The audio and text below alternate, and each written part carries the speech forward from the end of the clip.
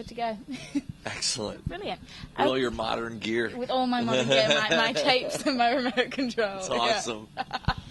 Yeah, I need to be like 20 years older, then I can have a viable excuse for being. I tell you what, man, the whole gadget thing, I'm so caught up in it. I'm obsessed with all of it. I'm like, new phone comes out, I need it. New this comes out, I need it. I'm terrible. iPhones or not, though? Are you an iPhone man? Yep. Yeah, that's all right then. Good. Yeah. Good. Yeah. That's all right. I can talk to you. I can Yeah, carry right. on. Yeah. It's amazing, Yeah. the culture. Yes. It's people Yeah. are so passionate about it. You know, it's Yeah. like, are you an Apple person? You know. If you're not, I don't want to speak Right, to you. exactly. It's really a cultural divide Yeah. between that and Blackberries or Yeah. whatever. But it's understandable. Why would anyone ever want a BlackBerry? I used to have one, and I made excuse after excuse about why I kept it. That's what we do when we own Blackberries.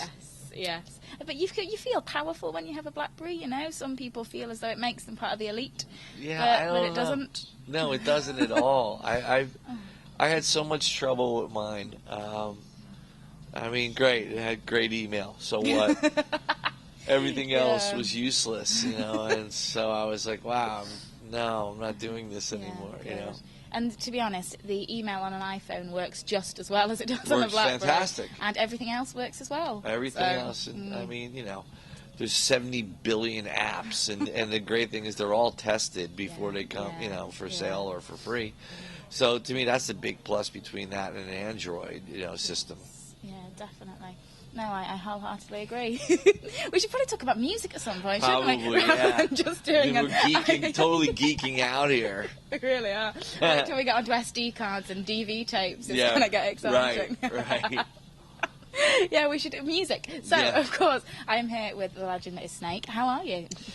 I've been really, really fantastic. Everything has been going amazingly well over here. We've been working nonstop and playing gigs pretty much every day. We've had one day off, but that's the way it should be, man. You know, and it's been too long since we've been over here, so properly, and you know, doing 9 shows in 10 days, I think it is, and they've pretty much all of them have been sold out, and I'm amazed and humbled by that, just because it has been a while, but I think that, you know, with some of the press that we're getting with what we're releasing with the, you know, with the 3 mini albums and stuff, and there's a guy in a Skid Row jacket right there. Nice. That rules. You know, with stuff like that,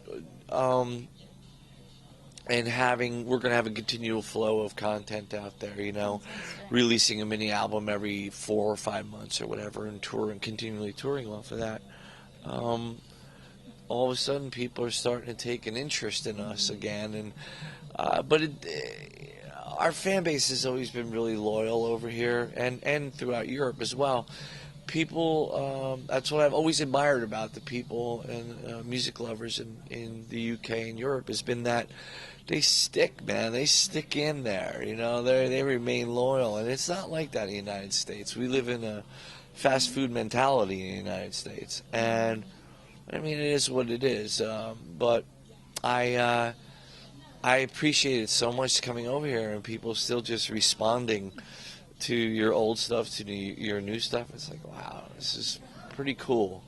Fantastic. Yeah. I mean, I was at the gig at Hard Rock Hill at the AOR Fest that you played the other day, and, you know, the response was absolutely fantastic to that. It really, really was. And there were quite a few of the audience, but obviously getting into the newer stuff as well, I think with just as strong a response as the older stuff. Right. I mean, are you finding that with all the gigs that you're playing over here? Yeah, I am, and I'm really pleasantly surprised by that, obviously, because I don't remember it being like that, except for when we first put the band together, and we were playing songs that no one knew, and they were all the songs that were on the first album, and that's how we built up a following, and that took a long time to do, obviously, and you know, slowly people got to learn the songs, and they responded, and we got a record deal and released, you know, whatever. And so now with this, it's kind of the same thing. You're playing people music they've never heard before, and they're reacting really positively. So I go, man, let's play more new stuff, you know, and see what happens. But you know, that's the good thing about doing it with the mini album and stuff. We'll be able to sit there and spread this out across a longer period of time. Fantastic. I know it's an awful question to ask, but obviously you've got some classic material that everybody absolutely knows and adores. I mean, but do you prefer playing the newer stuff because it's more of a challenge? I love it all. I'm really, really proud of what we've created in our past. I don't deny our past or walk away from it. I embrace it. I'm extremely, extremely proud that we were able to write music that has touched people, and you know, it still to this day blows me away when I see a kid singing the lyrics to 18 in Life back. It's just, again, it blows me away. The essence of who I am is I'm still a 16-year-old kid that plays guitar in front of a mirror, hoping someday to be Ace Frehley or Joe Perry or, you know, Randy Rhoads or Michael Schenker or whatever, and that's still the essence of who I am. So these things that occur where other people might take them for granted, I don't know. I never will. I never have, and I never will. And you know, those songs have such an amazing place inside of me, and obviously, you know, a decent amount of other people as well. And so again, it's a pretty heavy thing to create something that people respond to in such a positive way. It's, you know, it's why I do what I do. And do you find that it's a bit of a pressure sometimes, thinking I'm an inspiration to, you know, so many of these kids growing up nowadays? I better be really, really good. Good in what way? Well, I mean, you know, if I don't know, just kind of thinking about the number of people that look up to you, do you ever find that shaping what you do or what the band does? Well, I think it just, all it does is reinforces what we've always been about anyway. We've always been about just being good people, man, and treating people good, and respect, you know, respect and love, you know. That's the way I've always lived my life, you know. I was raised in an environment that was so cool and caring and whatnot that it taught me how to be a gentleman, taught me how to be a good person, you know, treat people right. And I think we've always had a very positive underlying message in our music where even if, you know, it didn't seem like it, it really is. There's always a certain positivity that goes along with all the music that we write, because we're about individuality but also community, you know, strength in numbers and so on and so forth, and just fighting the good fight. But it's just really, you know, about treating people with respect regardless of who they are. You know, I'm a guitar player in a band, really. I'm a songwriter. It's I don't put myself on a pedestal. I'm not the next Russian premier or anything like that. You know, I find that interesting that when people look to musicians for guidance in a political arena or something like that, it's not that I'm not educated in it or anything like that, but there's people that have done this all their lives that are far more educated than me. And so just because we sold some records doesn't mean I have the answers to, world starvation and poverty. Fantastic. And, you know, you say that as a band, you're big into the sense of community and the togetherness. I know you're probably absolutely sick of this by now, but obviously, you know, Johnny's been with you a fair while now. Are you feeling that band-wise, you know, you're just as together as the original lineup ever were? Oh my gosh, yeah, absolutely. Because again, it comes down to, you have to make choices, and the choice is, do you enjoy what you're doing? Is it something that you enjoy doing still? And there was a point where we didn't, so that's where we were away for a little while and changed some members around and stuff like that. And we weren't going to regroup if there wasn't a sense of positivity surrounding it, if it wasn't about having fun and just being in the garage and jamming, because that's where it all starts. And if you can't do that, you know, then you can't really do much of anything as a band. And so from that, you know, you reestablish your friendships with the guys that you've been with for a long time and welcome the new guys into the fold. And hopefully as you go along and learn more and more about each other and get older and stuff, things make more sense. People's idiosyncrasies make a little bit more sense. Your egos are toned down a little bit more, you know. So, yeah, I think there's a sense of camaraderie within our band to this day that I remember, back when we first started out. Brilliant. And I'm not going to ask the awful, are you going to reunite with Sebastian Bach question, but do you miss having him around? And other moments where you think, you know what, I actually miss him as a person, not in a kind of band sense. I'm sure I'm sure there is. I don't bear any ill will towards anybody. I want everybody to be successful. There's enough room out there for everybody.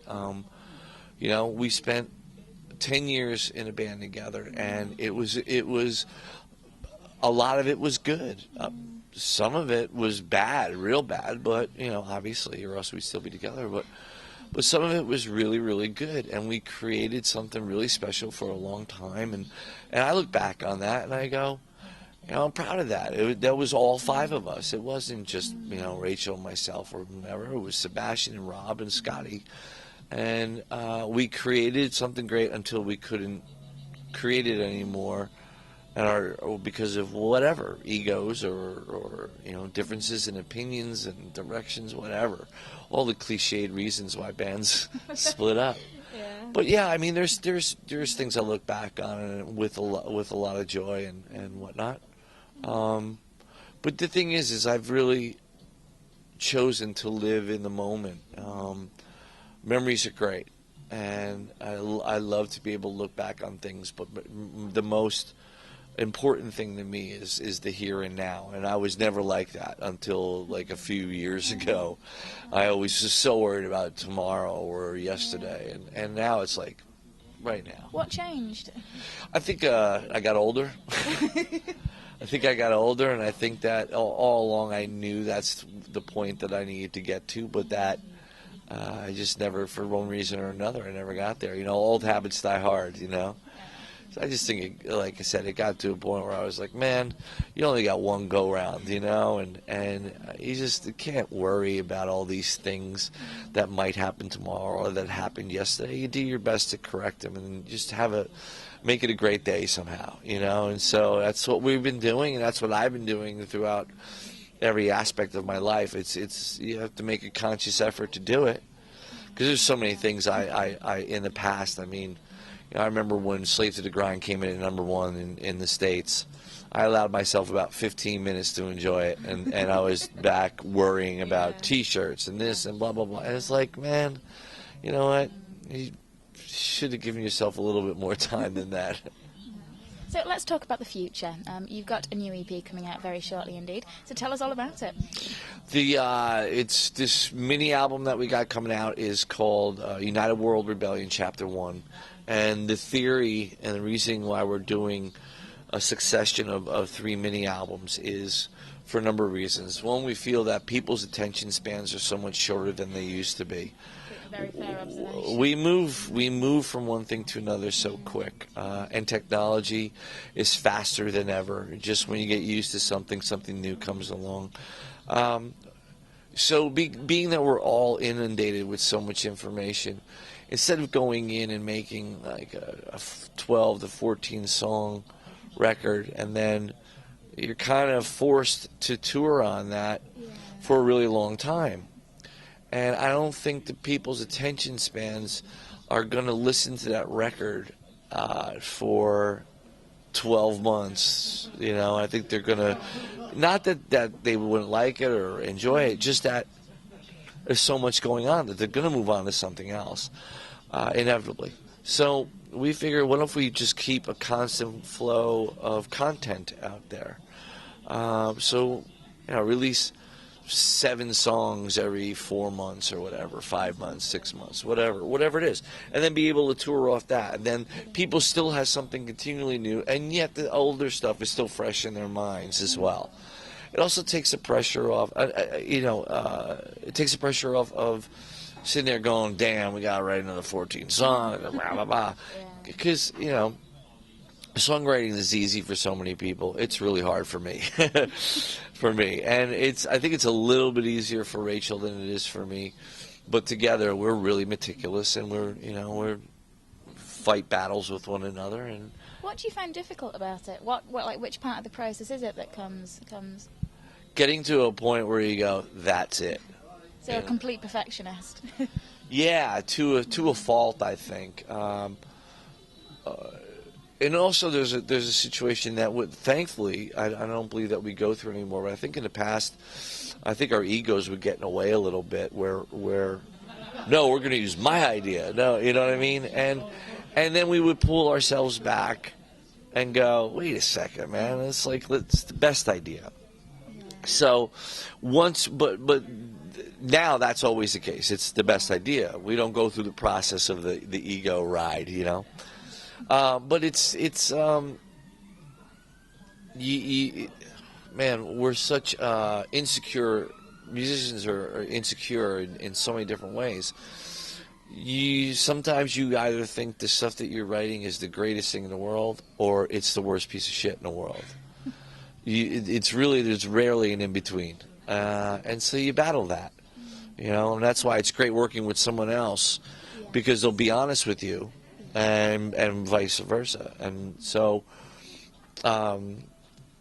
being able to sit there and just concentrate on like 6 or 7 songs, the time frame is shortened, the cost is lessened, and I think that bodes well for everybody. I mean, economically, everyone's a dollar or a pound is worth a lot more to someone's hands these days. There's no one has expendable income unless you're a 1%er, So this gives us an opportunity to keep costs down, and same thing with studio time, keeps the studio costs down as well. And who knows? Hopefully it works. I hope so. Yeah. Does that mean we're going to be seeing quite a few UK tours coming up in the not too Absolutely. distant future? Well, that's one of the things we spoke about too. Is that we're